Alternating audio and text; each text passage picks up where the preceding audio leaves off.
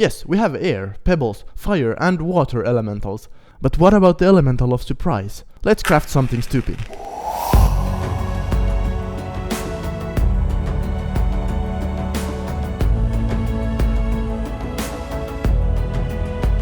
Well, hello there.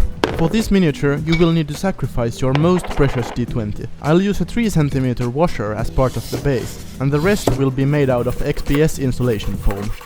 I first cut this foam piece for the base. It doesn't really matter what the shape is, as long as it's a bit bigger than the washer. Remember fire safety when working with the candle. As safety measures, I used water and stopped breathing.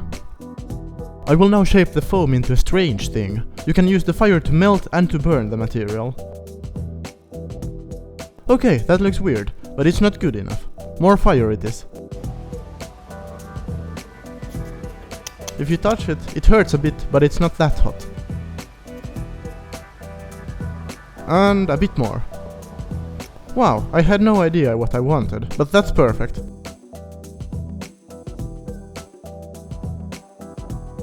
Now let's put the candle away and glue the blob to the steel washer.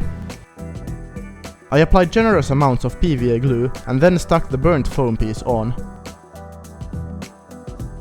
You may think there is way too much glue, but it will have a use.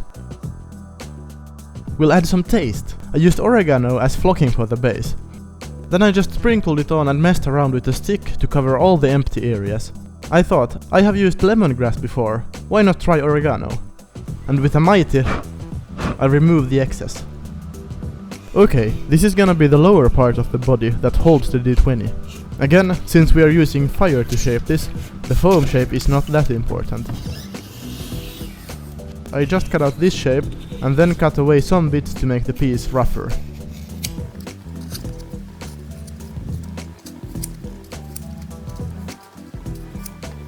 Here we go with the fire hazard again. I will try to shape this into an elemental lower torso shape, whatever that is.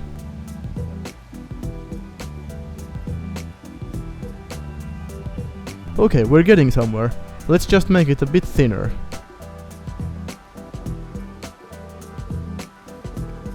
Awesome, that looks good. I'll show you my next trick. I will attach the D20 by melting it into the foam. Okay, that's hot enough. Let's go.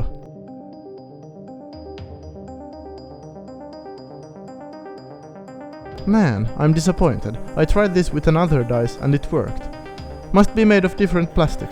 Well then, hot glue always works. That's better.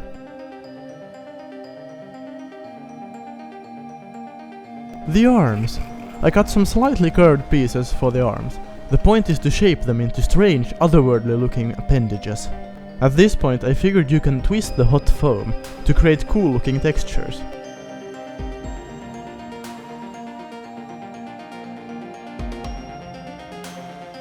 Now that's a nice arm. I made another, but it failed. Pretty cool though. This is how I made the second arm.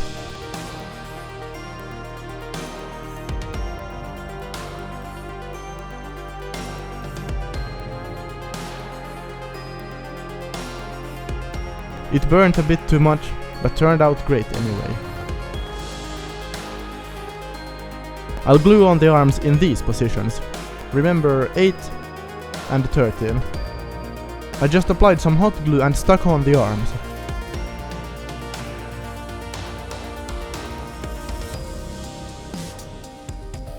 I touched the excess glue with my finger, so that the shape of it fits together with the rest of the miniature. There you go, now you have arms. Okay, this will fit nicely somewhere on the base. I applied way too much glue, then I glued the base and the surprise elemental together. You actually have to hold it in place for a long time. I used the opportunity to fiddle around with this stick. With this pencil, I'm trying to point out that this area looks a bit empty. I'll make more strange looking pieces, but smaller this time. Since they are smaller, I'm more likely to burn my fingers.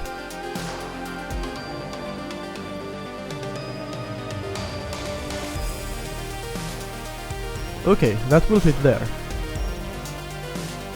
And another piece. This was really hot to hold, but I endured.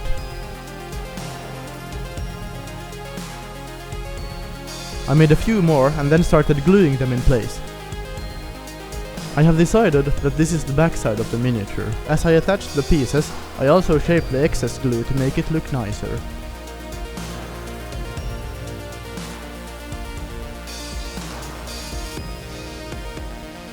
There we go, all the 4 pieces are attached.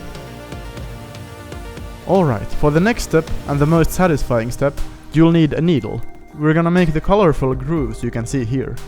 I patiently heated the needle, and as you can see, I protected myself with some toilet paper. Yeah, that's hot enough. Then I began melting these wavy grooves and patterns on the foam surfaces.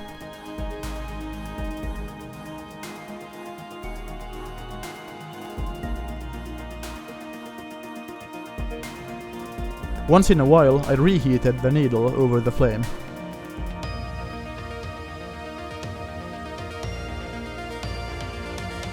I also made these on the base, but just not as many.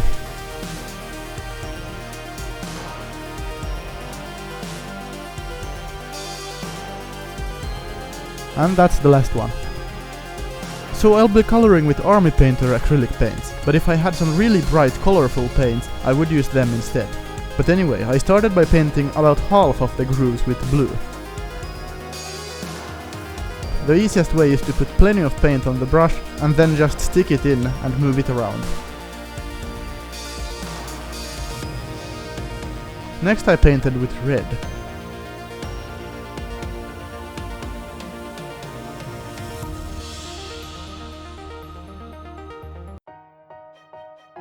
It doesn't matter that it's all messy now, we will cover it up with another paint soon. At this point it should look a bit like this. Then I cover the rest with black. Now is a good time to be careful, we don't want any black paint into the grooves. Hey, and when you make it to the end of this video, I'll show you the stat block for this monster.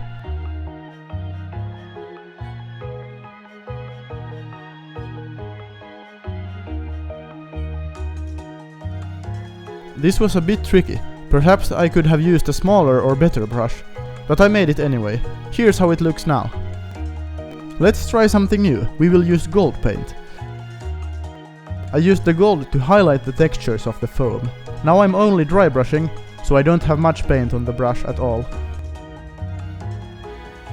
First I was a bit careful, but then I figured it would look good if I added more gold, so I just kept dry brushing more.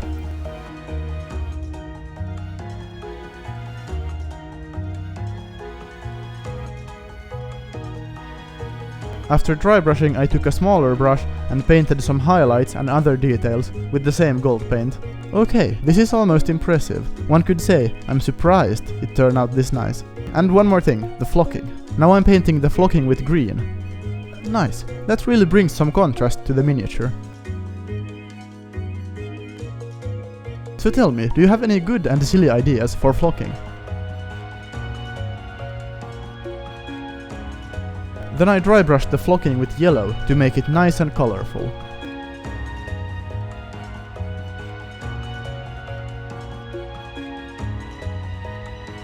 And why not put in some red as well? Something is missing here. Yes, the elemental of surprise. I'm really happy how this turned out, and if you craft one, you can go wild with the colors and create something even cooler. Hey, the stats as promised. The base stats are not that different from the normal elementals in 5th edition D&D. I gave it a bit more wisdom and charisma. I think it's more aware of itself and its actions. It's good at hiding and looking at you, and has mildly interesting damage resistances and so on. Alright then, the wild form. Lots of wild magic table fun.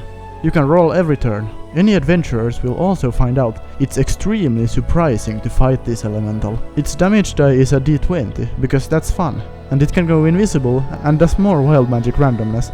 Fun. Your players will not like this. So there you go.